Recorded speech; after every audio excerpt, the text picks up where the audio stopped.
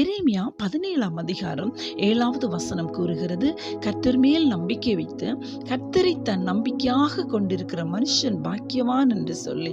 ஆமீன். கர்த்தர் மேல் நம்பிக்கை வைக்கிற மனுஷன் பாக்கியவானாக இருக்க முடியுமா?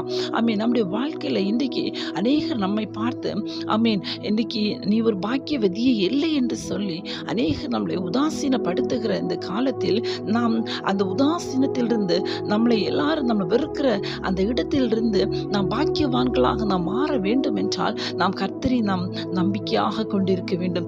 இந்த உலகத்தில் உள்ளவைகள் அல்ல, நம்மளை படைத்த தேவன் என்னுடைய வாழ்க்கையை மாற்றுவார். நான் சந்தித்துக் கொண்டிருக்கிற பிரச்சனைகளை மாற்றுவார். என்னுடைய கண்ணீரை அவர் துடைப்பார். என்னுடைய நிந்தனையை அவர் மாற்றுவார் என்று சொல்லி நாம் விசுவாசித்து கர்த்தரே நாம் நம்பிக்கொண்டு இருப்போம் என்றால் நிச்சயமாகவே அவர் நம்மளை ஆசீர்வதிப்பார். அவர் நம்மில் மிகவும் பாக்கியவான்களாக நம்மளை மாற்றுவார்.